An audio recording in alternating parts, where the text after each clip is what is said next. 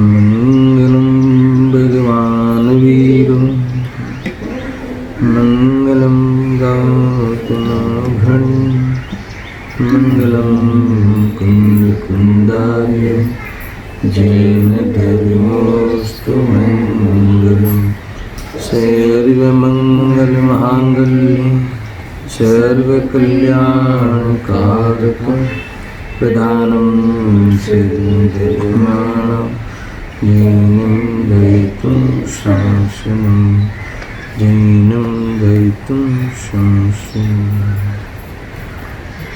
सर्वव्यापीकचिद्रूप स्वरूपाय परात्मने स्वोपलब्धि प्रसिद्धाय ज्ञानानन्दात्मने आत्मरूपयं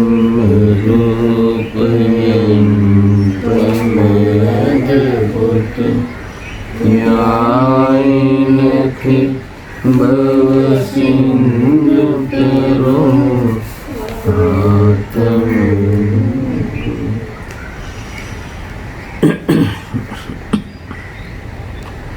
प्रवचन सार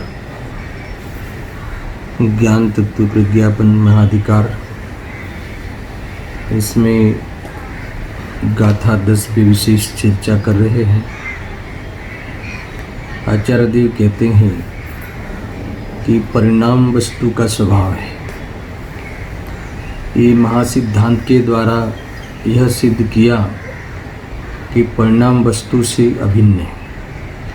इसीलिए निश्चित होता है कि पर वस्तुओं की व्यवस्था करने में कोई समर्थ नहीं है, अपनी पर्याय करने के लिए किसी की अपेक्षा नहीं है, और वस्तु अपने द्रव्य क्षेत्र काल भाव से परिणाम से पृथक देखने में नहीं आती। बिना परिणाम की कोई वस्तु दुनिया में नहीं होती, और परिणाम के बिना नहीं होता, और परिणाम परिणामी के बिना नहीं होता। अब कुछ और थोड़े से बिंदु ऐसे है उद्देश्य के प्रवचन में कि जो चर्चा करने लायक है। पेज नंबर 83 है, द्विवेदनिसार भाग 1। इसमें बहुत ही एक प्रकार से खुलासा करते हुए उद्देश्य ने चर्चा की है। देखो, प्रत्येक ही आत्मा, प्रत्येक पुद्गल परमाणु स्वयं अपने परिणामों से अभेद और पर से पृथकपने परिणमन करता है। ये बात जरूर ले आते हैं।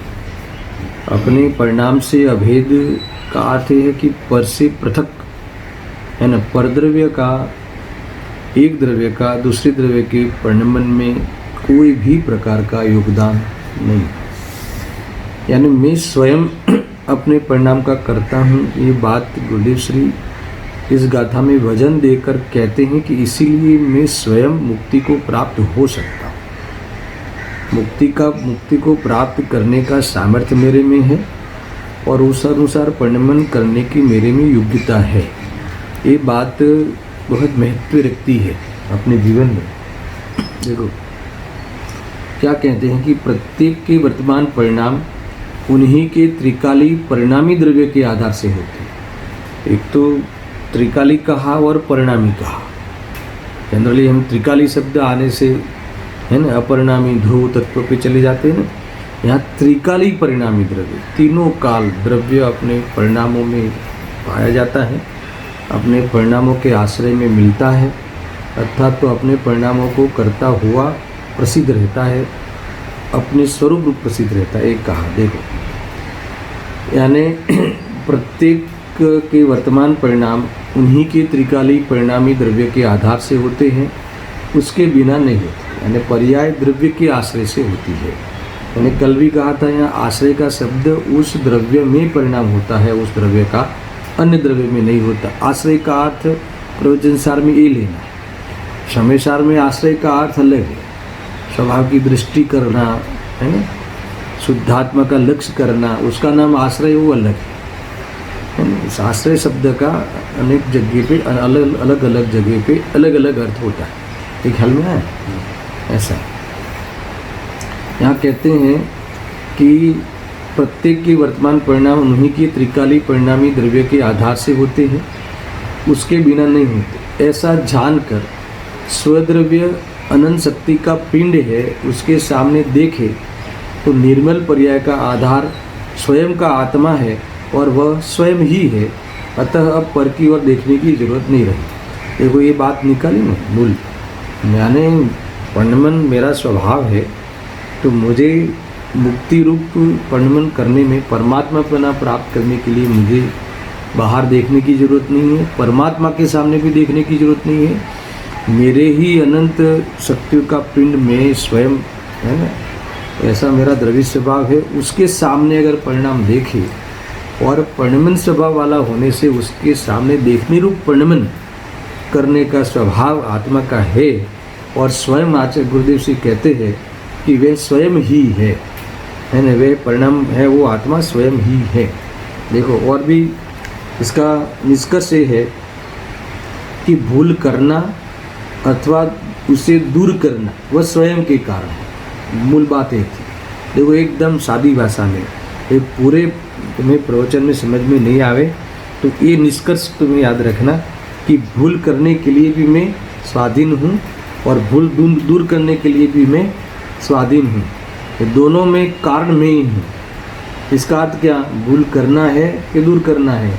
तो भूल दूर करना है, ये बात। यदि यह पर के कारण हो, अगर जो भूल कराना और भूल दूर कराना दोनों पर के कारण हो, तो स्वयं को सत्य समझने का अथवा भूल को दूर करने का अवसर नहीं रहता। इसीलिए स्वयं के आश्रय से परिणाम है, ऐसा समझना चाहिए। देखो ये निष्कर्ष है, बहुत इतना सरल गुरुदेव जी करते हैं। आगे, अवस्था के बिना वस्तु नहीं होती और वस्तु के बिना परिणाम नहीं होते। देखो अभी समयसार होता तो गुरुदेव जी ये कहते हैं कि शुद्धात्मा की दृष्टि किए बिना ये संसार पार नहीं पड़ने वाला है, तिरा नहीं जा सकता। यहाँ तिरने का जो उपाय बताते हैं, ये कहते हैं कि सुनना, अवस्था के बिना वस्तु नहीं होती, यानी परिणाम के बिना वस्तु नहीं होती और वस्तु के बिना परिणाम नहीं होते। इन दोनों बोलों को इस तरह बराबर समझे तो तीर्थंकर भगवान की वाणी का सार समझ लिया है ना। देखो समयसार में शुद्धात्मा को देखने को एक कहते हैं कि तीर्थंकर की वाणी का सार है। यहाँ कहते हैं कि है ना, परिणाम के बिना वस्तु नहीं होती और वस्तु परिणाम के बिना नहीं होता। अगर ये तथ्य, अगर ये स्वभाव, ये सिद्धांत है ना, वस्तु का स्वरूप जो कोई समझ लेता है तो उसने समझ लेना कि तीर्थंकर भगवान की वाणी का सार समझ लिया। इतना ही नहीं, आगे फल बताते हैं। तो और सर्वत्र सदा इन दोनों बातों को निश्चय रखकर वस्तु को देखे तो सच्चा समाधान और स्वसन्मुख ज्ञाता रहने रूप धर्म हो। ये बात मूल्य आए। क्या कहा, अगर ये दोनों बातें बताई, उसका निश्चय हो, उसका निर्णय हो, उसकी प्रतीति हो, भरोसा हो, तो सच्चा समाधान मिल जाएगा। कौन सा है ना। देखो नहीं तो हम इसी प्रकार से दुखी है, ये व्यक्ति मेरा कार्य नहीं करता, ये मेरे सामने देखते ही नहीं है ना, और मैं उसी का इतना करता हूँ तो भी उनको कोई पड़ी नहीं है। तो ऐसा दूसरे का कार्य करने की अपेक्षा या दूसरे का कार्य करने का अहंकार रखना और उसके सामने फिर कुछ फल की अपेक्षा रखना, मान आदि की, धन आदि की, ऐसा ये सारा जो ये खोटा काम है अनादि का, वो समाप्त हो जाएगा। ये यहाँ कहते हैं, यानी समझ लो कि जो विकल्प है, इसने ये किया, इसने नहीं किया, ये अगर पता चले कि उस परिणाम का करता हुआ द्रव्य है ना, बिना परिणाम के द्रव्य नहीं होता और द्रव्य परिणाम के बिना नहीं होता और परिणाम द्रव्य के बिना नहीं होता, ये बात हमें सिद्ध हो जाए, प्रूव हो जाए, इसमें हमारी प्रतीति आ जाए, तो हमें निर्विकल्प हो जाए जी। फिर विकल्प करने का कोई प्रयोजन नहीं होता। एक तो ये, और दूसरा स्वसन्मुख ज्ञाता रहने रूप धर्म हो, तो फिर क्या हो जाएगा? तो क्या ज्ञाता दृष्टा रह जाएगा, साक्षीपने को प्राप्त हो जाएगा। ये बात यहाँ कही है। देखो ये इतनी ज़बरदस्त बल की बात है, इसमें दर्शन बुद्धि लगानी चाहिए, इसमें तुम ध्यान रखो, ऐसा है। ये कहते हैं, देखो और दो तीन पैराग्राफ में पढ़ता हूँ। इतनी सरल बात है, इतनी जरस बात है। हम विकल्पों से मरे जा रहे हैं, विकल्पों से है ना परेशान हो रहे हैं, अपने को बहुत ही त्रास दे रहे हैं, क्लेश को प्राप्त हो रहे हैं। विकल्प की पूर्ति करने के लिए हमने श्रद्धा ज्ञान चारित्र को बर्बाद कर रहे हैं। तो जब ये ऐसा सिद्धांत ख्याल में आवे कि भाई तेरा द्रव्य में परिणाम करने की लायकात है, और आगे अभी थोड़ी देर में कहने वाले हैं कि हर गुणों में वे नई नई क्रमभावी क्रमशर क्रमबद्ध रूप परिणमन होने का इस हर द्रव्य का नेचर है। तो किसी की पर्याय अभी हो या नहीं हो, ऐसी तेरी मान्यता और ऐसी अपेक्षा रखने का क्या अर्थ है? और मेरी पर्याय कोई आके बदले या मैं स्वयं अपनी पर्याय को इधर उधर करूं, ऐसी भी जरूरत नहीं है। इतना जबरदस्त स्वरूप है, तो हमें निर्विकल्प होके फिर क्या करेगा जीव? निर्विकल्प होगा यानी ज्ञाता दृष्टा रहेगा, क्योंकि प्रमाण व्यवस्था में जानना बनता है सर्व का, और प्रमेय व्यवस्था में द्रव्य गुण पर्याय से वस्तु है ना प्राप्त है उस परिणाम में। ऐसा तो फिर सारी व्यवस्था में दिखते हुए स्वभाव पे दृष्टि चले जाना, शुद्धोपयोग जनरेट होता है, शुद्धोपयोग प्रकट होता है, अर्थात तो शुद्धने का फल आता है। जबरदस्त बातें हैं भाई, ये तुम समझ में आ कि नहीं? मरा जा रहा है, क्या करूँ, इधर एक करूँ, है ना, धर्म क्षेत्र में ये सुनूँ वो सुनूँ, ये करूँ ये सुनाऊँ। क्या कहते हैं कि इतने परद्रव्य की अधीनता है ना, और परद्रव्य को अपने अधीन समझने की भूल नहीं करना। क्यों नहीं करना दर्शन? क्योंकि परिणाम के बिना वस्तु नहीं होती, और वस्तु परिणाम के बिना नहीं होता। इतना अद्भुत है ना आज़ादी मिल जावे अपने को, समझ में आया ना? यही सच्ची आज़ादी है, यही सच्ची स्वाधीनता है। अगर ये समझ में आ जाए, वस्तु न्याय में तो स्वाधीनता है ही, मगर परिणाम में स्वाधीनता का अनुभव क्यों नहीं करता? क्योंकि ये बातें उसे सुनने में अच्छी नहीं लगती, ये बातें उसे प्रूव नहीं करता, ये बात उसे सिद्ध नहीं करता, इसीलिए परेशान होता है। देखो, ऊर्ध्वता अथवा काल की अपेक्षा से ऊंचाई है ना, ऊर्ध्वता यानी काल की अपेक्षा से ऊंचाई यानी परिणाम। त्रिकाली प्रवाह रूप परिणाम, उसका सामान्यपना वह द्रव्य है, उसके साथ में रहने वाले अनंत गुण हैं जो एक समय में है, उसी समय में हर समय में वो रहते हैं, और उन समय गुणों की क्रमभावी पर्याय एक समय में एक होती है, यानी एक गुण की एक पर्याय होती है उस समय। परिणाम अर्थात पर्याय, गुण में से नई नई पर्याय क्रमशर क्रमबद्ध हुआ करती है। अब मुझे बताओ कि तुम्हारे परिणाम कराने की जरूरत किसी से क्या है?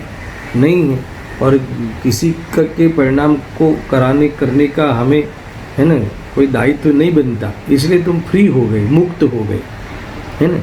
हमें बच्चों को बड़ा करना है, हमें बिजनेस संभालना है ना। यहाँ कहते हैं कि उस पदार्थ की परिणाम की पर्याय अपने स्वकाल में वह द्रव्य है। क्यों द्रव्य है? यहाँ कहा ना कि त्रिकाली प्रवाह रूप परिणाम, त्रिकाली प्रवाह रूप परिणाम यानी उसका सामान्यपना वह द्रव्य है, हर समय वह द्रव्य जिसमें कार्य होता है वह द्रव्य वहाँ बना रहता है सामान्य रूप से, यानी होना होना होना होना वह द्रव्य है, द्रव्यपना है, और उसमें जो अनंत गुण है उसी समय में रहने वाली शक्तियाँ है ना, वेद है वो उसके गुण हैं, और हर गुण की क्रम भावी पर्याय होती है।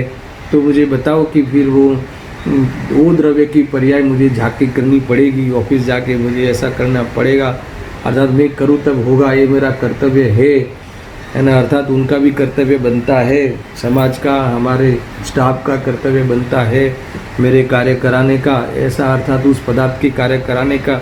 ये सारी बातें झूठी कल्पनाएं है, ये झूठी मान्यताएं है।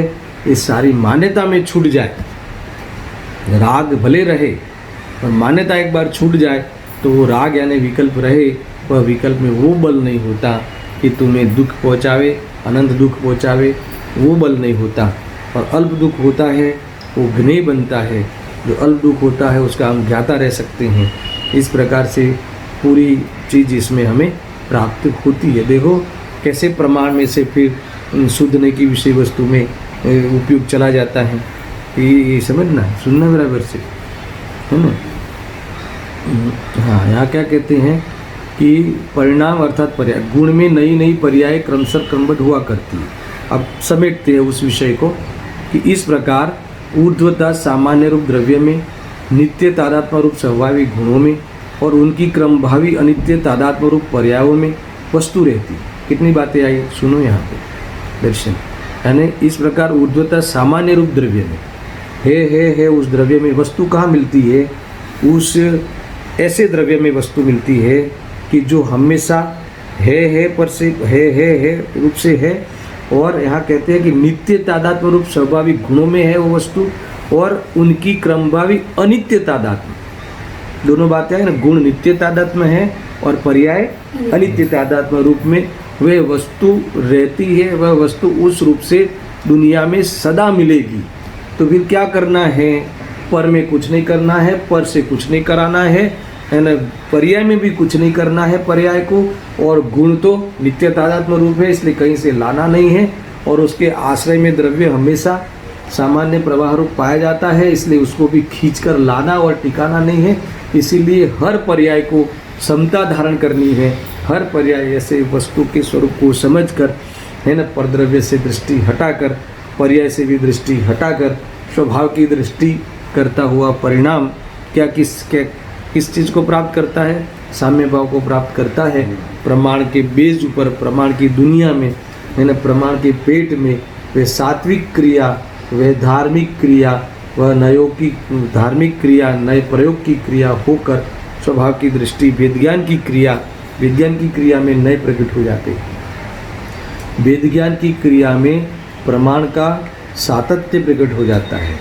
समझ में आया कि नहीं। और शुद्धोपयोग वह वास्तव में शुद्धात्मा का साथी से बना है। इस प्रकार से सारी बात को समझना और विश्राम को प्राप्त होना अद्भुत बातें हैं। मैं देखो आगे क्या कहते हैं, देखो वस्तु स्वयं के द्रव्य गुण पर्याय में बसती रहती है। हर वस्तु अपने स्वचतुष्ट में रहती है, ऐसा समझ लेना। कहाँ मिलेगी वस्तु कि अपने स्वचतुष्ट में, और फिर उस स्वचतुष्ट में जो वस्तु होती है उसमें क्या क्या है, तो त्रिकाल गुण हैं।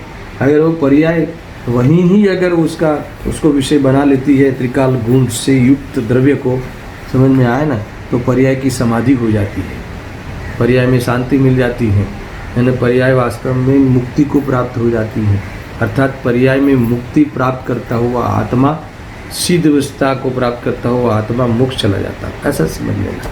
सारी बातें इस प्रकार से है। हर स्टेशन हमारा सिद्ध अवस्था है ना। हमारा अंतिम गंतव्य क्या है, सिद्ध अवस्था, ध्येय, समझ में आया ना। ऐसा देखो वस्तु स्वयं के द्रव्य गुण पर्याय में बसती रहती है, वस्तु पर के कारण से रहती है, ऐसा नहीं कहा। ये बात बुद्धि से हमेशा लाते हैं। इस तरह 6 द्रव्यों को वस्तु कहा जाता है, और एक एक परमाणु भी वस्तु है। देखो वस्तु कही ना, यानी द्रव्य गुण पर्याय वाला एक द्रव्य, ऐसा नहीं कहते हुए द्रव्य गुण पर्याय वाली वस्तु। इसलिए आपको मिसमैच नहीं हो, इसलिए आपको कन्फ्यूजन नहीं हो, क्योंकि द्रव्य गुण पर्याय वाली पूरी वस्तु को भी द्रव्य कहते हैं शास्त्रीय भाषा में। तो यहाँ द्रव्य नहीं कहते हुए वह एक वस्तु है। वह वस्तु में क्या है, ये वस्तु कहाँ मिलेगी, तो कि अपने गुण पर्याय में मिलेगी, और गुण पर्याय के आश्रयभूत द्रव्य वहाँ रहता है। ऐसे द्रव्य गुण पर्याय 3 अंश वाली वस्तु होती है। द्रव्य भी वस्तु का एक अंश है ना। कैसा अंश है कि गुण पर्याय का आसरा देने वाला अंश है। गुण भी नित्य तादात्म्य रूप विशेषताएं है, और पर्याय अनित्य तादात्म्य रूप क्रमभावी क्रमस्वरूप होकर वस्तु को प्रसिद्ध करने रूप है ना। वहाँ वस्तु इस प्रकार से उस द्रव्य गुण पर्याय में वस्तु पाई जाती है। इसके बिना वस्तु नहीं होती, और वस्तु का अस्तित्व इतना ही है, समझ में आया ना। इसके बिना वस्तु नहीं होती, इसके बाहर वस्तु नहीं होती, और इस प्रकार से उत्पाद व द्रव्य रूप वस्तु का अस्तित्व है, समझ में आया ना। अगर ये अस्तित्व हमें ख्याल में आ जाए, ये सत्ता हमें ख्याल में आ जाए, है ना, क्षणिक रूप से कैसी सत्ता है और त्रिकाल रूप से कैसी सत्ता है, वो दोनों मिल के वस्तु सदा है ना अपने सत्य को बनाए रखती है, जाहिर करती है। अगर ये हमें ख्याल में आ जाए तो हमें आज हमारे अस्तित्व का भय लगता है। आज हमें हमारे अस्तित्व के लिए हम इधर उधर देखते हैं, हमारे अस्तित्व को टिकाने के लिए हम तुच्छ चीज़ों का आश्रय लेते हैं, है ना। हमें कई प्रकार से हमारे अस्तित्व के लिए है ना हम बाहर की बहुत हिंसा करके अस्तित्व को टिकाने का उपाय करते हैं। सारा पाप हमारा रुक जाएगा, ऐसा कहते हैं। देखो अभी कोई मुनिराज हो, जंगल से विहरमान करते हो, अर्थात कोई चौमासा में कहीं है ना चौमासा किया हो, तो मुझे बताओ कि वो सैनिटाइज करेंगे? नहीं करेंगे, क्योंकि उनको अपने अस्तित्व का इतना जोर है, अपने अस्तित्व का, अपने त्रिकाल अस्तित्व का भरोसा है, और क्षणिकता है उसका भी उनको भरोसा है। और पर्याय क्षणिक होते हुए भी अपने वस्तु त्रिकाल रहती है, ऐसी पूरी वस्तु में मैं सदा हूँ, ऐसे अपने स्वचतुष्टय में वो बसते हैं। हर वस्तु अपने स्वचतुष्टय में रहती हैं। ये बातें हमें ख्याल में करनी चाहिए। देखो कितनी बातें कहीं। देखो वस्तु स्वयं के द्रव्य गुण पर्याय में बसती है, रहती हैं। वस्तु के कारण से रहती है, अरे वस्तु पर के कारण से रहती है, ऐसा यहाँ नहीं कहा। इस तरह छहों द्रव्यों को वस्तु कहा जाता है। एक एक परमाणु भी वस्तु है, वे भी उसके द्रव्य गुण पर्याय में रहते हैं। परमाणु भी अपने द्रव्य गुण, परमाणु अलग कहा, फिर द्रव्य गुण पर्याय अलग कहा। ऐसे परमाणु एक द्रव्य है, हमारे यहाँ परमाणु भी एक वस्तु है। वो कहाँ मिलेगी? तो क्या अपने द्रव्य गुण पर्याय में, अपने द्रव्य क्षेत्र काल भाव में। तो वहाँ एक द्रव्य गुण पर्याय में द्रव्य को एक अंश बना दिया। समझ में आया? तो वो कौन सा द्रव्य है, क्या है वो द्रव्य अंश? वो द्रव्य अंश क्या है? तो कि हर काल प्रवाह में पाया जाना, आधार रूप से पाया जाना, हर काल प्रवाह में उस काल प्रवाह के आधार बनना, वो उस वस्तु का द्रव्य अंश है। समझ में आया कि नहीं? और वह द्रव्य अंश में है ना, उसी समय में हर समय द्रव्य रहता है ना, तो उसी समय में, एक ही समय में, यानी उसी समय में अनंत गुण वहाँ नित्य तादात्म्य रूप से जुड़े हुए हैं, उससे बना हुआ है। और वही वस्तु में हर समय क्या होगा? क्रमभावी पर्याय, क्रमबद्ध क्रम अनुसार पर्याय होती है। वहाँ ये वस्तु, वह परमाणु पाया जाता है। वहाँ उस जीव अपने गुण पर्यायों में, अपने द्रव्य गुण पर्यायों में वह जीव पाया जाता है ना। इसीलिए कहीं भी तुम्हें किसी भी पदार्थ की आवश्यकता, और तुम्हारी किसी भी पदार्थ को आवश्यकता है नहीं। ये परम सत्य है, ये वास्तव में खुला सत्य है। समझ में आया ना? उजड़ी बात छे ये यहाँ कहते हैं। इसलिए तुम तो क्या करो, आराम में रहो, है ना। सामान्य ये बात मुझे इससे कहना है कि तुम तो खुश रहो। ये बात देखो, समझ में नहीं आती हो तो समझने का प्रयास करो। ये समझे बिना पार नहीं पड़ेगा, संसार पार नहीं पड़ने वाला है। जन्म मरण करते रहेगा जीव, और क्या होगा? देखो है ना। पर वस्तु के कारण किसी द्रव्य की पर्याय होती है, ऐसा नहीं है। गुरुदेव जी हर पैराग्राफ में ये बात कहते हैं। द्रव्य गुण एक रूप एक साथ त्रिकाल रहते हैं, और उत्पाद व्यय रूप पर्याय एक गुण की एक पर्याय बने रहती हैं, और वह पर क्रमबद्ध बदलती है। ये मूल सिद्धांत कहा। अब एक शिष्य को ऐसा लगा कि आप इतना स्वरूप बताते हो, बट इसमें धर्म कहाँ आया? ये बात इन्होंने प्रश्न कहा, इसमें धर्म कहाँ आया? धर्म की कोई बात तो आई नहीं, चारित्र की कोई बात तो आई नहीं। इसका अर्थ हुआ कि इसे समझ में नहीं आई बात। समझ में आया ना? अरे इसमें तो चारित्र का पूरा कारण बता दिया। इसमें तो प्रमाण प्रमेय व्यवस्था में फिर उपयोग को कहाँ स्थायी होना है ना, अपने ही घर में, अपने ही चतुष्टय में वो प्रमाण व्यवस्था, वो प्रमेय व्यवस्था हो गई, और उसमें जानने रूप ज्ञान वो ऐसा सही जाने वो प्रमाण व्यवस्था हो गई।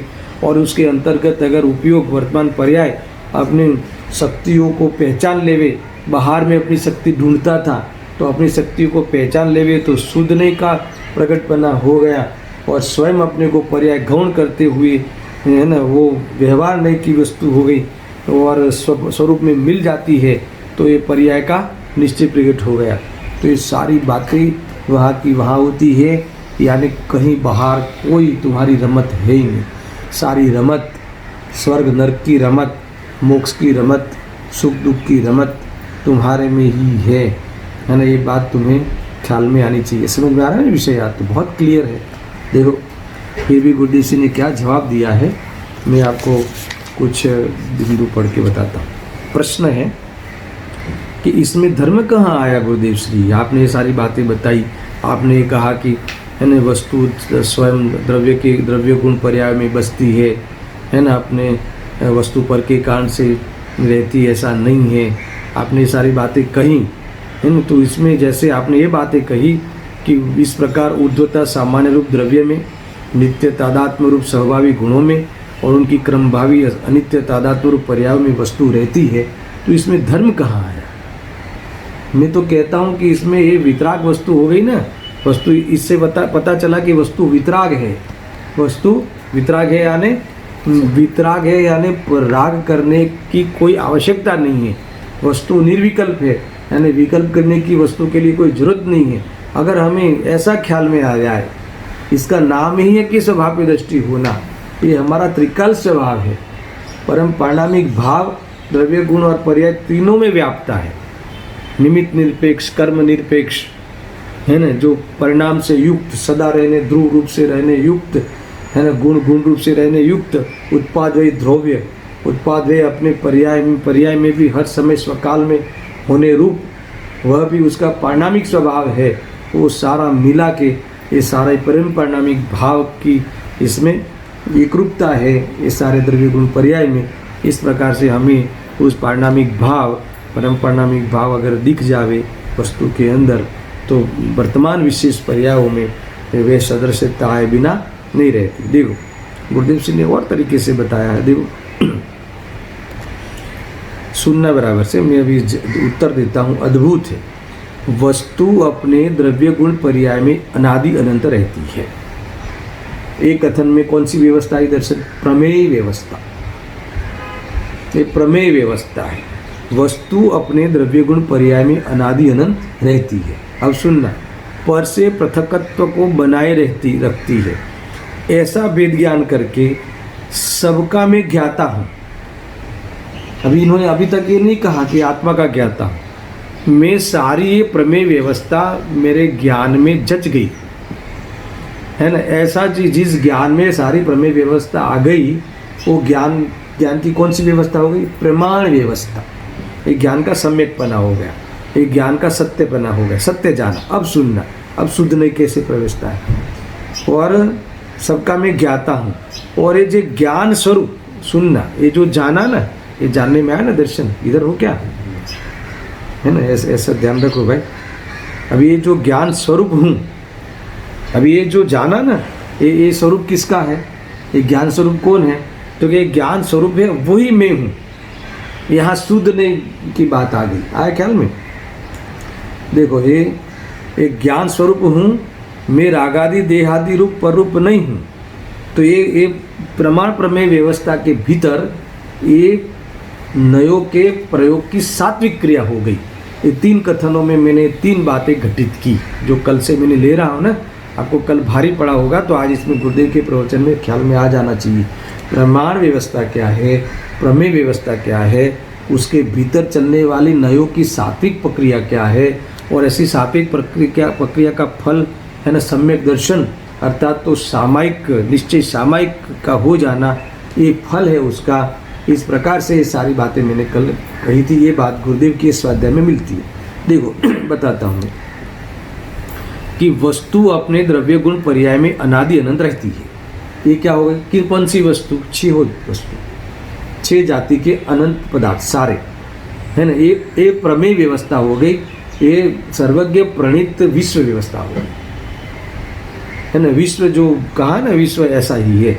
6 द्रव्य के समूह को 6 जाति के है ना, जाति अपेक्षा 6 और संख्या अपेक्षा अनंत द्रव्यों के समूह को विश्व कहते हैं।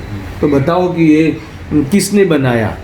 तो कि स्वयं निर्मित है। क्यों स्वयं निर्मित है? क्योंकि इसमें जो द्रव्य रहते हैं ना, वो स्वयं संचालित है, इसलिए विश्व भी स्वयं निर्मित, स्वयं संचालित है। कैसे है वो द्रव्य? तो कि हर एक द्रव्य, हर वस्तु अपने द्रव्य गुण पर्याय में अनादि अनंत रहती है। ये वस्तु की व्यवस्था है, प्राकृतिक व्यवस्था है, और सर्वज्ञ ने इसको प्रमाणित करके, अनुभव करके, है ना, उनका कथन किया है। इस सर्व के कथित वस्तु व्यवस्था इस प्रकार से है। तो ये कौन सी व्यवस्था हो गई? प्रमेय व्यवस्था। अभी इतना ख्याल में आया? अभी प्रमाण व्यवस्था कहाँ आई? इसको जानने वाला ज्ञान। गुरुदेव सिंह ने तुरंत कहा, देखो, पर से पृथकत्व को बनाए रखती, यानी ये सारी व्यवस्था सब द्रव्य को अपने अपने में बनाए रखती है, ऐसा वेद ज्ञान करके सबका मैं ज्ञाता हूँ, सबका मैं ज्ञाता हूँ, आत्मा का ज्ञाता हूँ अभी नहीं कहा। तो ये कौन सा ज्ञान हो गया?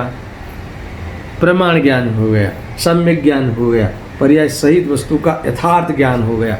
तो इसको कौन सी व्यवस्था कहोगे? प्रमाण व्यवस्था। अब ये प्रत्यक्ष है कि परोक्ष है कि अनुभव प्रत्यक्ष है, वो वाली बात मैंने नहीं कही। देखो, हम आप जैसे जैसे जीव इस प्रकार से ज्ञाता बनेंगे तो इस लोक का तो हम कैसे परोक्ष ज्ञाता हुए, मगर स्वसंवेदन रूप से अभी प्रत्यक्ष ज्ञान है ना, ऐसा ख्याल में आया ना, वो उसमें अनुभूति खड़ी हो गई। सुनना, अब नयो की प्रक्रिया, इस सबका मैं ज्ञाता हूँ, वो क्या हो गया? प्रमाण व्यवस्था। अभी प्रमाण प्रमेय व्यवस्था के भीतर अब नयो की जो प्रक्रिया हुई, मैं तो बोलने में क्रम रखता हूँ मगर ये सब अनुभव में क्रम नहीं पड़ता। सुनना, सारी प्रक्रिया साथ में होती है। अब इसमें कहते हैं कि ये जो ज्ञाता हुआ ना सबका, वो ज्ञान हुआ ना, वो ज्ञान किसका है? क्या कहते हैं कि वो ज्ञान स्वरूप जो है, ज्ञान स्वरूप हूँ, है ना, सबका मैं ज्ञाता हूँ, और ये जो जानने रूप परिणमन हुआ तो उस प्रकार से मैं ज्ञान स्वरूप हूँ। मैं ज्ञान स्वरूप हूँ, उसका अर्थ क्या दर्शन? मैं राग रूप नहीं हूँ। दूसरा, मैं अकर्ता स्वभाव रूप हूँ। ऐसा जो सूदने की विषय वस्तु को उन्होंने पा ली उस जीव ने, तो वहाँ सात्विक क्रिया हो गई, सूदने की विषय वस्तु प्रकट हो गई। अब ऐसा जानकर स्वसम्मुख होना, वो उसको क्या कहते हैं? इसे धर्म कहते हैं। तो वह परिणाम क्या हुआ?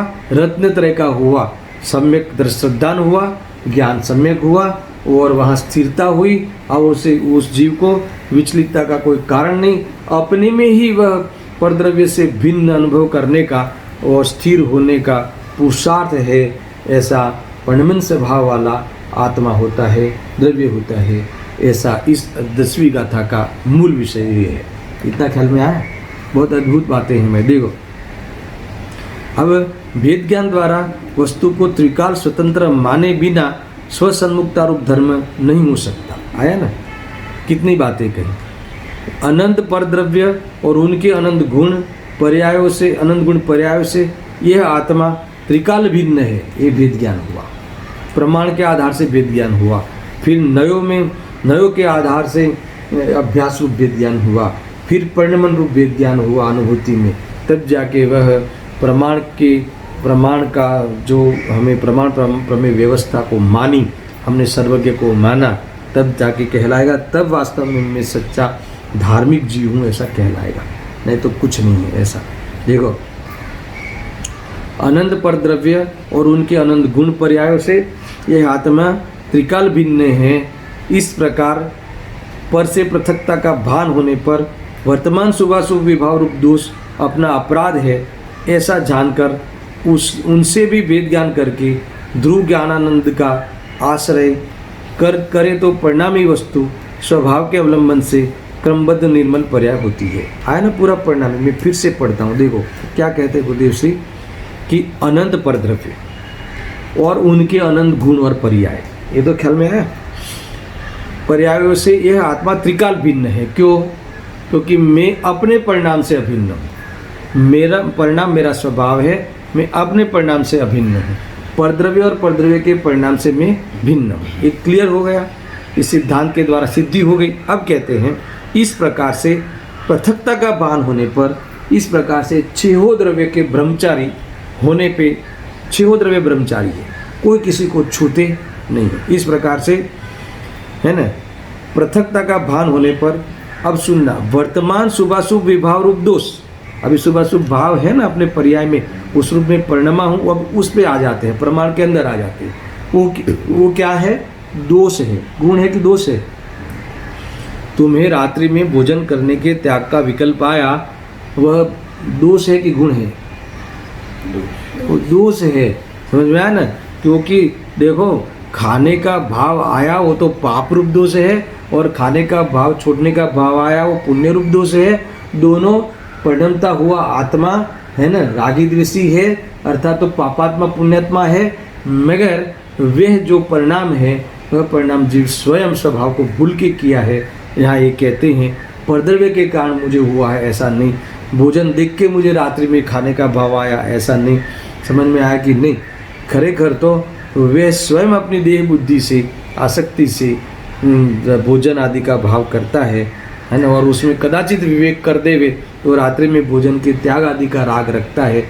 मरे चीज़ें शुभाशुभ भाव होने से वह आत्मा की चीज नहीं है, ऐसा है ना। विभाव रूप दोष अपना अपराध है, ऐसा जाना ना, ऐसा उनसे भी वेद ज्ञान करके। ये सारी कौन सी प्रक्रिया आ गई? नयो की प्रक्रिया आएगी। वो है मेरे व्यवहार की विषय वस्तु है, मेरी चीज़ नहीं है। वो तात्कालिक धर्म है। तात्कालिक में भी कैसा धर्म है? अशुद्ध धर्म है ना। उससे भी वेद ज्ञान करके फिर क्या करना? अरे मैं तो ज्ञान स्वभावी हूँ, मैं तो है ना समस्त भावों से रहित रहने वाला त्रिकाली पदार्थ हूँ। उस रूप में कभी शुद्ध जो मैं उस रूप अशुद्ध में हुआ नहीं, ऐसा शुद्ध पदार्थ हुआ है ना ज्ञान लक्षण के द्वारा। वापस वही प्रक्रिया है ना। ज्ञानानंद का आश्रय करे तो परिणामी वस्तु, अब देखो परिणामी वस्तु, ज्ञानानंद स्वभाव अपरिणामी वस्तु। क्या कहा? तो ज्ञानानंद स्वभाव है वो अपरिणामी स्वभाव, अपरिणामी धर्म, उसको देख लिया तो परिणामी वस्तु, तो यह द्रव्य परिणामी, यह आत्मा अब क्या करेगा? स्वभाव के अवलंबन से क्रमबद्ध निर्मल पर्याय होती है। वो परिणामी वस्तु स्वभाव के अवलंबन से क्रमबद्ध निर्मल पर्याय होती है। तो उसमें परिणाम स्वभाव वाला परिणामी द्रव्य में, त्रिकाल परिणामी द्रव्य में जो परिणाम होता है, वो परिणाम में अभी कौन सा क्रम आया? निर्मलता का क्रम आया। ऐसा गुरुदेव कहते हैं। प्रमाण को रखते हैं है ना, और उसके आधार पे स्वभाव की दृष्टि करते हैं। उसकी भूमि पर इस सारे नयों को नचाते हैं और नए विकल्प से दूर होकर निर्मल पर्याय को ध्याते, निर्मल पर्याय को पाते हैं, स्वभाव को ध्याते हैं, निर्मल पर्याय को पाते हैं। इस प्रकार से ज्ञानियों का ये जीवन चरित्र है। ये क्या है? चारित्र है। यही ज्ञानियों का आचरण है, यही ज्ञानियों का जीवन है, ऐसा कहा। देखो क्या कहते हैं, जो ऐसा जाने, अब सुनना, जो ऐसा जाने, अब एकदम सरल भाषा में इसको खोलते हैं। ऐसा जाने उसे शरीर की अवस्था के क्रम को मैंने किया, आ गया ना, रुपये लाकर घर व्यापार को मैंने व्यवस्थित रखा, पर के क्रम को मैंने बदला, ऐसा अज्ञान नहीं रहता है ना, ऐसा अपराध नहीं रहता। इस प्रकार से ऐसा अहंकार नहीं रहता। अहंकार नहीं रहता तो जीव नॉर्मल हो जाता है। एक समय में पूर्ण स्वरूप ऐसा है, ऐसा त्रिकाल है, यह जाने तो वेद ज्ञान के बल से स्वसन्मुख ज्ञाता रह सकता है। उसका नाम हितरूप सुखरूप परिणाम वह धर्म है। समझ में आ रहा? देखो कैसा जाने, कैसा जाने कि परिणमन स्वभाव मेरा है। हर द्रव्य वस्तु कहाँ मिलती है? अपने द्रव्य गुण पर्याय में मिलती है। किस रूप से मिलती है? कि हर परिणाम में वह द्रव्य सामान्य उसके आश्रय रूप मौजूद रहता है, मगर अनंत शक्तियों के साथ मौजूद रहता है, और उसके हर समय क्रमभावी क्रमशर क्रमबद्ध परिणाम होते हैं। इसीलिए मुझे मेरे परिणाम कराने के लिए किसी का आश्रय लेना नहीं है, क्योंकि मेरे में ही ऐसी शक्तियाँ है परिणमन करने की, सदाकाल रहने की, और यही मेरे, इस प्रकार से ही मेरा अस्तित्व है। अपने उत्पाद व रूप से ही है ना द्रव्य को दिखाते जाना है ना, इस प्रकार के मेरा अस्तित्व सदा उससे ही मेरी चीज़ बनी हुई है, वहाँ मैं पाया जाता हूँ, ऐसा देखता है वह जीव। ऐसा अज्ञान नहीं करता। कैसा अज्ञान नहीं करता? कि मैंने दुकान चलाई, कि मैंने रोटी बनाई, यानी ये सारा अज्ञान नहीं रहता, अहंकार नहीं रहता, तो जीव अपने परम सुख को प्राप्त होता है। देखो अब अस्तित्व वाली बातें यहाँ और फिर से खोलते हैं गुरुदेव श्री। वस्तु सामान्य द्रव्य गुण रूप से त्रिकाल है, ठीक है, और वर्तमान परिणाम नया उत्पन्न होता है, बदलता है। इस तरह वस्तु स्वयं अपने उत्पाद व द्रव्य में अस्तित्व से सिद्ध है। तुम्हारा अस्तित्व क्या है दर्शन? यहाँ कहते कि मेरा अस्तित्व क्या है? तो सुनना बराबर से, द्रव्य गुण रूप से मैं त्रिकाल हूँ। फिर दूसरा, वर्तमान परिणाम नया उत्पन्न होता है, बदलता है। इस तरह वस्तु, इस तरह मैं स्वयं अपने उत्पाद, व्यय और द्रव्य, ये ऐसा मेरा अस्तित्व है। इस प्रकार से अस्तित्व से सिद्ध है। उसकी सत्ता उत्पाद व्यय द्रव्य में समा जाती है। तुम कहाँ हो? तुम्हारे उत्पाद व्यय द्रव्य में हो। द्रव्य क्या है तुम्हारा? मेरा जो त्रिकाल, जो द्रव्य गुण है वो मेरा त्रिकाल है, वो त्रिकाली रहने वाला अंश है। और के आश्रय से हर समय पर्याय बदलती है। पूर्व पर्याय का व्यय होना और नई पर्याय का उत्पाद होना, ऐसी पर्याय बदलती है। तो इस प्रकार से उत्पाद व्यय और ये द्रव्य मिल के मेरा सदा अस्तित्व बना रहता है। यही मेरा अस्तित्व है, इसके बाहर मेरा अस्तित्व नहीं है और इसके अंदर ऐसा मेरा अस्तित्व है। समझ में आया कि नहीं? इसलिए मुझे परिणमन करने के लिए बाहर नहीं जाना है और टिकने के लिए किसी का आधार लेना नहीं है। ऐसा निर्णय करते हुए मैं अपने स्वभाव की दृष्टि यानी निर्विकल्प वस्तु, पूरा वस्तु निर्विकल्प है, निर्विकल्प पने से निर्विकल्प होके निर्विकल्प पदार्थ की दृष्टि करा, निर्विकल्प दशा को प्राप्त हो गया है ना। निर्विकल्प का अनुभव निर्विकल्प होकर ही होता है, ये मैंने अनुभव ऐसा कर लिया, ऐसा ज्ञानी कहते हैं। जोरदार बात है, देखो। और एक अंतिम बात कहते हैं, कई बातें हैं इसमें, देखते हैं। वस्तु उत्पाद व द्रव्य उत्तम सत्य है, वह अपने अस्तित्व से बनी हुई है।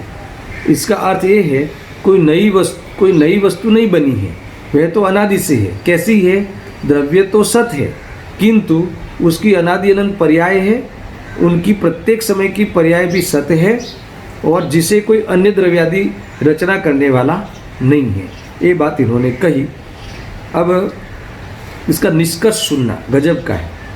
आत्मा के धर्म कहाँ है, धर्म कहाँ है, ये बात पूछा ना, तो इसका अंतिम निष्कर्ष कहते हैं आत्मा के भान सहित और राग रहित शुद्ध परिणाम का होना वह धर्म है।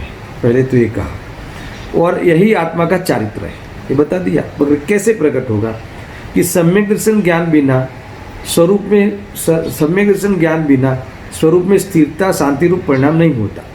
तो सम्यक दर्शन क्या है? वस्तु का सच्चा दर्शन क्या है? हर वस्तु अपने द्रव्य गुण पर्याय में मिलती है, परिणमन स्वभाव वाली वस्तु है। और अनंत शक्तियों को देखने के लिए मुझे बाहर जाना नहीं है। हम अपनी अनंत शक्तियों की ओर हम देखते हैं, अनंत शक्तिमान को देखते हैं। कौन? हम, यानी वर्तमान उपयोग पर्याय। तो वह पर्याय नॉर्मल हो जाती है, स्थिर हो जाती है, स्थायी हो जाती है। ये वास्तव में सुखरूप धर्म है, ऐसा कहा। इस प्रकार से मूल अंश पूरा हुआ। अभी जो अंतिम बात मुझे आपको बतानी है, गुरुदेव के प्रवचन का एक अंश बताना है अंतिम, उसको बहुत शांति से सुनना। 3-4 मिनट का ये टॉपिक है, आप इसको बराबर मन लगा के सुनना। ज्ञान प्रदान शैली चल रही है और उसमें दृष्टि प्रदान शैली, उसका पोषण कैसे होता है, वो दो बातें का समन्वय गुरुदेव से करते हैं, वो समझना है। देखो, ज्ञान प्रदान शैली का अर्थ ये नहीं है कि मात्र जानना है। ज्ञान प्रदान शैली का अर्थ है कि ज्ञान का प्रयोग इस प्रकार से होता है, और दृष्टि प्रदान शैली उसका अर्थ है कि ज्ञान के इस प्रयोग में दृष्टि जो है कैसा काम कर लेती है। इस प्रकार से ज्ञान प्रदान शैली और दृष्टि प्रदान शैली मुख्यतः किसी की भी हो, मगर दोनों का प्रयोग होता है अनुभव में, ये ध्यान रखना, ये बात मुख्य है। कोई शैली में यानी कुछ कहने की शैली, कुछ समझने की शैली, ये बात नहीं है। ये दो पद्धतियाँ हैं, इसका नाम शैली। तो ज्ञान प्रदान पद्धति से वस्तु को जाना जाता है, और दर्शन प्रधान पद्धति से है ना वस्तु का अपनापन किया जाता है। ज्ञान प्रदान शैली वह प्रमाण प्रमेय व्यवस्था है, और दर्शन प्रदान शैली पद्धति वह शुद्ध नई को प्राप्त करने की प्रक्रिया है, सात्विक प्रक्रिया है, ऐसा समझना। अब इस बात को लेकर मैं आज विषय को समापन करूंगा। 10वीं गाथा अद्भुत है, तो आपको एक लय मिल जाएगा, सुनना। ज्ञान प्रदान कथन में द्रव्य का सामान्य, विशेष और निमित्त का वर्णन आता है, यानी सब वर्णन आता है। सब संयोग में क्या है, निमित्त कौन है, पर्याय में क्या है, द्रव्य में क्या है, सब। और फिर उस ज्ञान प्रदान में सत्य ज्ञान करके दृष्टि कहाँ जमानी, कहाँ में विश्राम करना, वो स्वयं ज्ञान दर्शन को, ज्ञान श्रद्धान को विषय देता है। श्रद्धा वहाँ समर्पित हो जाती है। इस प्रकार से दोनों शैली, दोनों प्रक्रियाएं संपन्न होती है। सुनना। ज्ञान प्रदान कथन में द्रव्य का सामान्य विशेष और निमित्त का वर्णन आता है, जैसे कि विकारी परिणाम आत्मा के बिना नहीं होते, यह भूतार्थ है। ज्ञान प्रदान में क्या कहेंगे कि ये निश्चय है, विकारी परिणाम रूप आत्मा परिणमता है, ये निश्चय है, व्यवहार नहीं है, ऐसा कहेंगे, सुनना। और विकारी परिणाम कर्म के बिना नहीं होते अथवा कर्म से होते हैं, ये अभूतार्थ कथन है। कर्म से होते हैं वो व्यवहार का कथन है, जीव स्वयं विकारी परिणाम रूप परिणमता है वो निश्चय का कथन है, एक ज्ञान प्रदान शैली। अथवा एक ज्ञान की क्रिया, मैं प्रमाण में आ जाऊँ ना, राग मुझे मेरे से स्वयं से होता है, मुझे कोई नहीं कराता, क्रोध रूप में स्वयं परिणमता हूँ, ये प्रमाण में आ गया, आया नहीं, ज्ञान प्रधान शैली हुई। अब मैं स्वयं परिणमता हूँ तो क्या ज्ञान में स्वयं राग रूप परिणमता हूँ तो क्या राग रूप होने का मेरा कर्तव्य है? राग रूप होना, क्रोध रूप होना को क्या मेरे लिए उचित है? फिर वो अब दृष्टि प्रधान शैली आएगी तो क्या नहीं, वो मेरी चीज़ ही नहीं है, अरे वो तो आत्मा को दुख देने वाली चीज़ है। समझ में आया कि नहीं? वो तो जड़ है, उसमें तो सेंस नहीं है, वो तो कर्म को लाती है, उसका व्यापक पना तो उसका संबंध तो कर्म से बनता है, उसका फल तो है ना कर्म रूप से आता है, उसका फल संयोग में आता है, उसका फल तो पर्याय में दुख रूप से आता है। इसलिए वो उसको कौन से खाते में खत्म है? पुद्गल के है ना। तो वो राग वास्तव में अभूतार्थ है। तो अभूतार्थ है यानी नहीं है ऐसा नहीं, परिणाम नहीं है ऐसा नहीं, मैं रखने लायक नहीं है, दृष्टि करने लायक नहीं है। देखो ये बात आई है, देखो इसमें विकारी परिणाम आत्मा के बिना नहीं होते, यह भूतार्थ है, वो ज्ञान प्रदान शैली है ना। और विकारी परिणाम कर्म के बिना नहीं होते, है ना, अथवा कर्म से होते हैं, अभूतार्थ कथन है, वहाँ व्यवहार ये हो गया। किंतु जहाँ अभेद दृष्टि का विषय चलता है, वहाँ अब दृष्टि की जो क्रिया होती है, वहाँ जो आया ना ख्याल में, दर्शन प्रधान शैली जो होती है, दृष्टि प्रधान जो क्रिया प्रारंभ होती है, वह क्या होती है? अभेद दृष्टि का विषय चलता है, वहाँ व्यवहारो अभूयत्थो, वहाँ सारा ही व्यवहार अभूतार्थ असत्यार्थ है ना। तो क्या है फिर वह? तो क्या वह पुद्गल है? देखो आगे कहा, ऐसा समझना, वहाँ तो कहेंगे कि अपनी अशुद्ध पर्याय भी अभूतार्थ है, रागादि विभाग का स्वामी जड़ कर्म है, प्राप्य विकार निवर्त्य रूप से व्यापक पने से रागादि का जड़ कर्म के साथ एकमेक पना है, उसके साथ संबंध है, और निर्मल ज्ञान सभा में रागादि का अभाव है। इस प्रकार त्रिकाली सभा को मुख्य करके, राग को गौण करके, वह राग है ही नहीं ऐसा कह दिया। कहाँ नहीं है? है ही नहीं यानी मेरा नहीं है ही नहीं, उसका मेरा स्वभाव नहीं है, करने लायक नहीं है, कर्तव्य रूप नहीं है, परिणमता हुआ होने पर भी वह तिरस्कार करने वाला परिणाम है, पुद्गल का परिणाम है। क्यों पुद्गल का है? ज्ञान उसमें बूढ़ा हो जाता है, हमारा ज्ञान उसमें है ना, अगर उसकी संगति कर लेवे तो भान भूल जाता है, इसीलिए वो परिणाम को रखने लायक नहीं है। ये दृष्टि प्रधान जो शैली उसमें प्रवेश कर देती है, ज्ञान प्रधान प्रमाण व्यवस्था करते हुए दृष्टि प्रधान है ना, वहाँ प्रक्रिया होकर आत्मा की अनुभूति होती है। देखो यहाँ कहते हैं कि रागादि जड़ है, पौद्गलिक है, ये सब है ना, ये कहते हैं, ये सब का अर्थ ये नहीं है कि आत्मा कि आत्मा में नहीं है, आत्मा का परिणमन नहीं है, ऐसा नहीं लेना। ये तो कहते हैं कि अरे परिणमता है तब तो ये बात आई कि वो आत्मा का नहीं है। अगर परिणमता ही नहीं होता तो आत्मा का नहीं है, किसका है, बात क्यों खड़ी होती? इसलिए परिणमता तो है। यहाँ कहते हैं कि ये बात है ना, फिर से पढ़ता हूँ, रागादि जड़ है, पौद्गलिक है, ये सब का अर्थ ये नहीं है कि आत्मा नहीं परिणमता, ऐसा नहीं लेना इसका अर्थ। अरे परिणमता है तब तो ये बात आई कि ये भले आत्मा परिणमता है, पर वह भाव क्या है? विभाव है, परलक्षी है, स्वभाव के लक्ष्य से नहीं होता है ना, और पर के खाते में डालते हैं ऐसा कहकर, और स्वभाव में देखते हैं तो उत्पन्न ही नहीं होता। इसीलिए स्वभाव के सामने इसको पर का कहने की पद्धति अध्यात्म की है, अर्थात तो दृष्टि प्रधान शैली है, कहने की बात नहीं है। यहाँ शैली दृष्टि प्रधान प्रक्रिया फिर होती है और प्रमाण के अंतर्गत ये बातें यहाँ आई है। अंतिम बात, अभी अंतिम इस गाथा की बात यहाँ कहते हैं, यहाँ ज्ञान प्रदान कथन सुनना बराबर से है ना। ज्ञान प्रदान कथन है जिससे राग द्वेष मोह राग रूप परिणाम जीव की अवस्था जीव में होती है। कहाँ होती है? जीव में होती है। एक बाजू कहते हो जीव में होती है, एक बाजू कहते हो जीव में नहीं होती है, और दोनों बात सत्य है। जीव में होती है परिणमन की अपेक्षा है, जीव की नहीं है वो स्वभाव की अपेक्षा है। उसमें क्या गलत है, समझ में आया ना। और स्वभाव नहीं है तो उसके लिए जिया नहीं जाता, वो विभाव है तो उसके लिए समर्पण नहीं दिया जाता, तो उसके समर्पण नहीं देकर स्वभाव की तरफ झुक जाना तो अनुभूति हो जाती है। समझ में आया, ये कह रहे। देखो यहाँ ज्ञान प्रदान कथन है जिससे राग द्वेष मोह रूप परिणाम जीव की अवस्था जीव में होती है। अशुद्धता में भी सत्कारक रूप से आत्मा अपनी सामर्थ्य से वर्तता है। ख्याल में आया ना, वह परिणाम आत्मा वस्तु के बिना नहीं होते ऐसा समझाते हैं। इसमें पर से भेद करके भिन्न भिन्न प्रत्येक वस्तु के परिणाम उनके अपने अपने ही आधार से होते हैं ऐसा बताकर द्रव्य गुण पर्याय का स्वतंत्रपना सिद्ध किया। यहाँ तक बात ख्याल में आए। अब अंतिम जो बात सिद्धांत उद्देश्य कहते हैं, जो गजब की बात है, सुनना।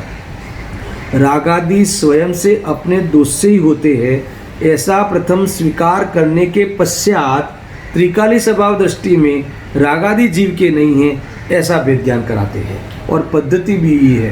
पहला क्या नक्की करना है दर्शन, रागादि रूप आत्मा में स्वयं परिणमता हूँ, है ना, स्वतंत्र रूप से परिणमता हूँ, पर के कारण नहीं परिणमता, ऐसा स्वीकार करने के बाद फिर नक्की करना कि ये राग जड़ का है। क्यों, मैं परिणमता भले में हूँ मगर स्वभाव की वो मेरा स्वभाव नहीं है, वो मेरी विकृति है, ऐसा कहकर, ऐसा समझकर, ऐसा निश्चय से ऐसा मानकर, है ना, परमार्थ स्वभाव की दृष्टि कर लेना। ये बात यहाँ आई है, ये मूल बातें इन्होंने यहाँ कही हैं। अंत में ये कहते हैं कि वस्तु तो द्रव्य गुण पर्याय में है, वह त्रिकाली ऊर्ध्व प्रवाह सामान्य वह द्रव्य है। द्रव्य के संपूर्ण भाग में व्यापक नित्य तादात्मक पने साथ रहने वाली शक्तियाँ वह गुण हैं, और क्रम क्रम से होने वाले भेद वे पर्याय है। ऐसे द्रव्य गुण पर्याय की एकता के बिना वस्तु नहीं होती। सारी बातें कह दी। इस प्रकार वस्तु द्रव्य गुण पर्याय में होने से वही उत्पन्न होती है, उसी का विनाश होता है और वही द्रव्य रहती है। वही वस्तु का विनाश होता है, विनाश यानी उस पर्याय रूप विनाश रूप वही द्रव्य होता है, नई पर्याय रूप वही द्रव्य उत्पन्न होता है और द्रव्य तरीके वो कायम रहता है। ऐसे उत्पाद व द्रव्यमयी अस्तित्व वाली वस्तु में सदा हूँ, ऐसे अस्तित्व से मैं बना हुआ हूँ, ऐसे अस्तित्व से मैं रह रहा हूँ, इसलिए मुझे दुनिया की किसी की गरज नहीं है। इस प्रकार से, है ना, अपने को अपने बारे में विचार करना चाहिए। अंत में वो बात जो आगे आई थी, इसीलिए शुभ अशुभ और शुद्ध परिणाम आत्मा वस्तु का परिणाम आत्म वस्तु का स्वभाव ही है, परिणमन वस्तु का स्वभाव है। इस न्याय से हम स्वभाव की दृष्टि कैसे कर सकते हैं, प्रमाण में रह के हम अपना भेद ज्ञान कर सकते हैं। प्रमाण के बाद भेद ज्ञान होता नहीं, और प्रमाण के अंदर आके भेद ज्ञान करे नहीं तो आत्मानुभूति नहीं होगी। प्रमाण के बाद भेद ज्ञान करे तो स्वच्छंदता हो जाएगी, और समझ में आया ना। और प्रमाण के अंदर आके भेद ज्ञान नहीं करे तो भी संसार में नहीं मिटता। इस प्रकार से वेद ज्ञान करके आत्मानुभूति करने की यहाँ प्रेरणा दी है। अब मैं कल 11 और 12 दो गाथाओं का जो शुद्धोपयोग अधिकार की भूमिका के रूप में ये जो 6 से लेके 12 तक गाथाएँ हैं, इसमें 11 और 12 दो गाथाएँ बची है, कल उसका संक्षिप्त सार पे विचार करें। सहजानंदी शुद्ध स्वरूपी अविनाशी आत्मस्वरूप, सहजानंदी शुद्ध स्वरूपी अविनाशी आत्मस्वरूप, सहजानंदी शुद्ध स्वरूपी अविनाशी आत्मस्वरूप।